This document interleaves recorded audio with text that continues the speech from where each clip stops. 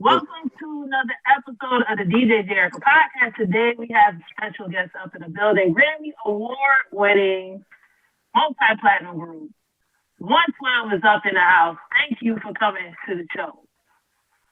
Hey, thank you for having us. Thank you. So you guys are back on the scene. You got brand new music out currently. You know, I seen y'all drop some new records, some new videos, and I had to get y'all on the show and interview y'all and talk about your discography and everything else. So my first question I wanted to talk about is how you guys started your group. From my research, it said you guys started back in high school. How did that all come together? Yeah, you're right. Actually, we started in high school. We basically were a mile from each other. We went to the same high school and we sung in the same choir, basically. And we started doing talent shows, and we started actually winning talent shows in Atlanta. And we finally got the attention of our former manager, Courtney Seals, who introduced us to Dallas Austin. And from Dallas Austin, we met Puff. And we sung for him in front of 112, and that was it. Rest is history. And when y'all got signed to Bad Boy, y'all basically hit the ground running, would you say? Oh, yeah. And how long did y'all have to go into development before y'all was able to work on y'all first album?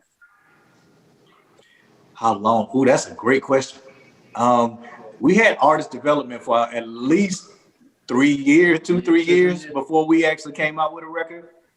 Yeah, so let our management tell it. We had artist development up until part 3. But you know, we believed in artist development, you know, which is something in our opinion is kind of missed nowadays. But yeah, it was about 2 or 3 years that we had artist development, and then we did our first record. And the first hit record y'all had was Only You, and that featured the Notorious B.I.G. Tell me the entire process of that single while y'all working on the project. Well, you know what? We pretty much wrote that song probably like 5 times to the same track at first. Right. And then when Puff heard all 5 situations, we ended up going back to the first way we wrote it. And then the Notorious B.I.G. was like a non-brainer. Heard it, felt real good, and you know, our minds got together. It worked out. And that had to be really exciting, and it did really well on the charts, right? Say again. What's our? Oh yeah, it did very well on the charts. Oh, absolutely. Yeah, it wasn't a #1 record, but it definitely made it into the top 10 and top 5 actually. Right? Yeah, it went in top 5. Yeah, top 5 actually. Yeah, so yeah. It was a really great start for the beginning of 112. And so we only expected better things from that. Yeah, platinum off the porch. We'll take it. We'll take it. Yeah, we'll take that. That has to be amazing. And then of course, y'all also, one of my favorite singles from you is Cupid, and that also came out, and that went on the top of the tracks as well. Who wrote that song? I always wanted to know, like, who wrote that song? Oh, we did. Oh, so y'all write y'all songs and everything. Oh yeah. Yeah, that was one of the things Puff liked about us, the fact that we were also songwriters in addition to, you know, in addition to being artists. So we wrote a lot of records for other artists, Gina Thompson, New Edition. We wrote for the Isley Brothers, Pink.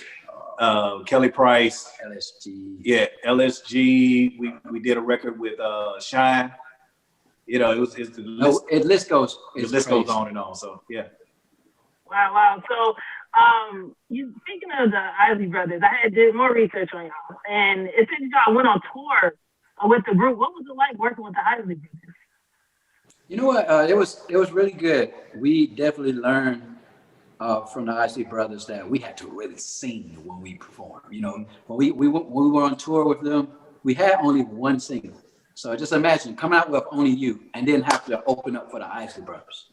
Wow. So we had to really dig deep in ourselves, you know, and we really showed the talents, the fact that you had each individual could sing lead. So we basically took, we did cover songs. We added to that one single, and you know, we put all of it together, and then, you know, it definitely helped us So, you know, we musically grew as we were on tour. Yeah. Wow. And that's amazing. And boom, like, okay, so you get to like what 97-ish, and you guys come out with the Grammy award-winning single "I'll Be Missing You," and that's like a tribute to Notorious B.I.G. What was the creative process during that time with Bad Boy record? Well, you know, as you can imagine, it was a real somber time, you know, because in addition to us trying to create music, we were mourning the loss of our brother, you know what I mean? So we actually did two versions of "I'll Be Missing You." The first one was Harold Melvin and the Blue Notes.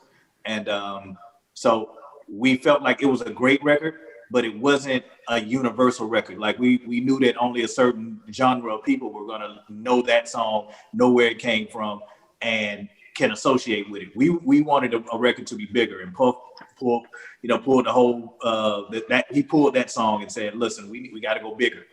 And that's where, you know, they thought about it for a little while, and "I'll Be Missing You" came up, and Faith came up with the hook, the melody for the hook, and you know, we immediately knew what we had to do at the end, and it just turned out to be an incredible record. But it all stemmed from us just being together and just talking about the good times with Big and how much fun we had with him and how much we miss him, and you know, it kind of grew organically from that, you know. But it was the brainchild of Puff. Like he definitely, you know, put the works in for us to do the version that everybody knows now versus the one that we actually did initially.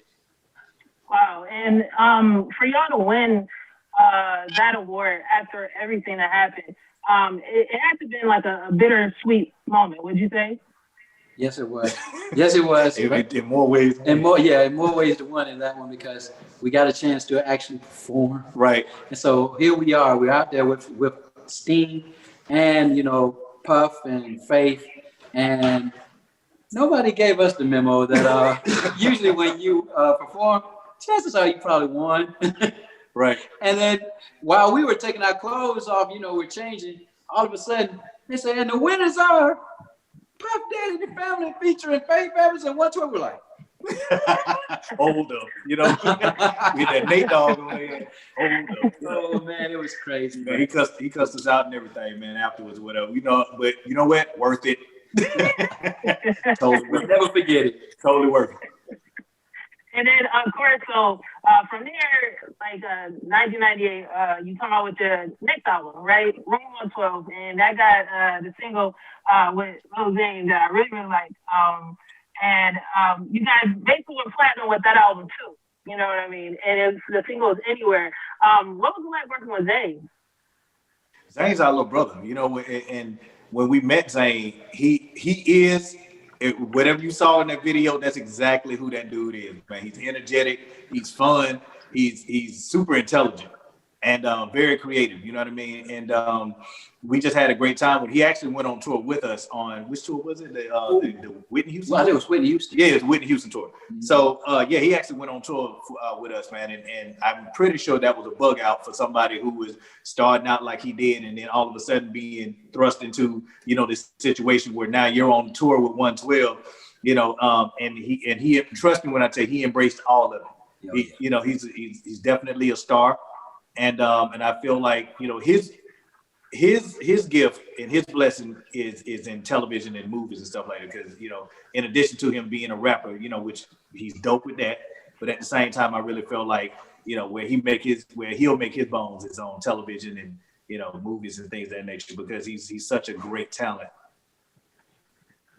That is fantastic. And you said that you toured with Whitney Houston. Really, like, wow, how was that? Yeah, we've been on a few tours. Yeah, she was fun. She was fun. So, you know, after coming off of two other tours, Isley Brothers and the Bone Thugs. Yeah. It was supposed to be Keith Sweat. It was supposed to be the Keith Sweat tour, but it ended up being the Bone Thugs and Harmony Keith Sweat tour. Yeah. Yes.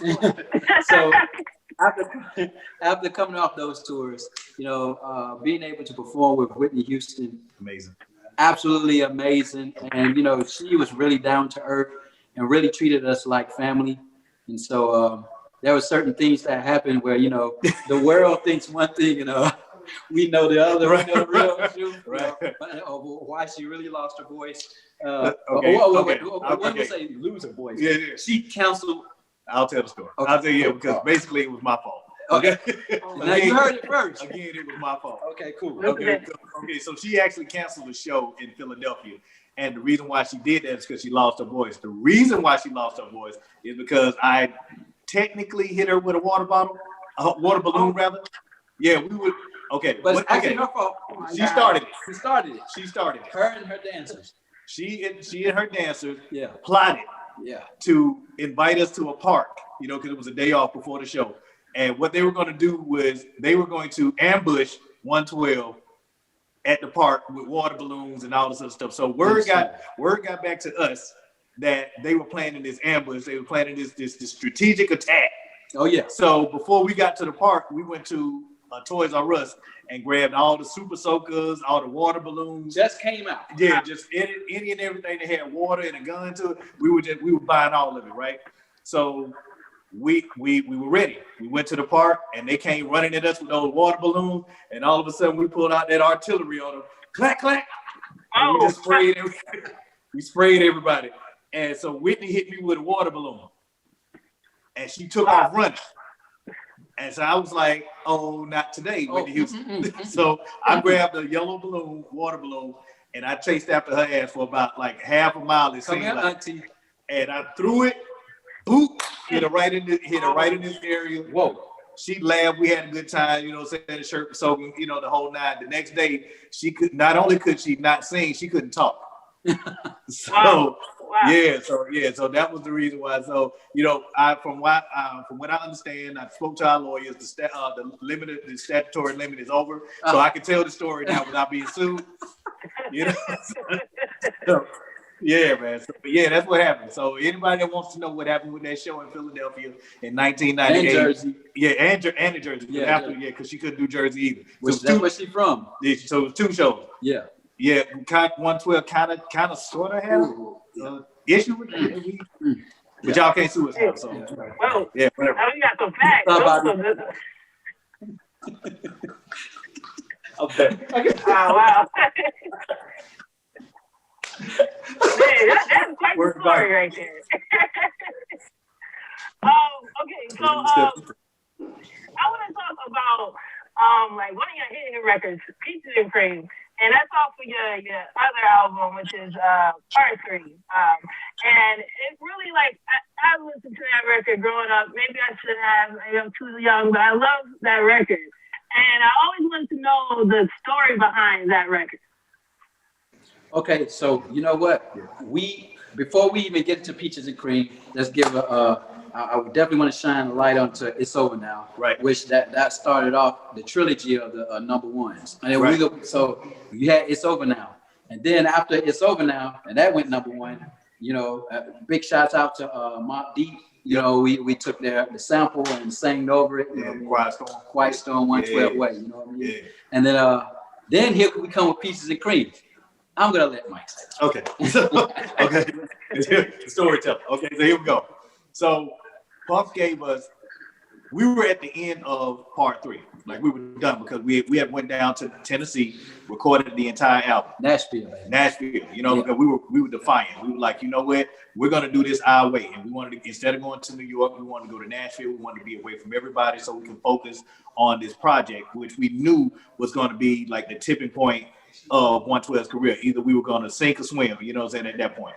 Right. So we had It's Over Now, and it took off and it was amazing, but Puff still felt like we had another record that could just make this album even more incredible, right?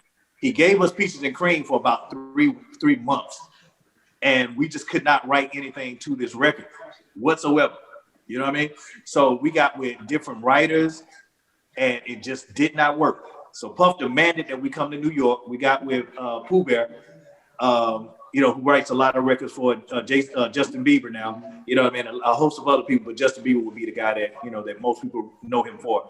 And he's a dear friend and family to us.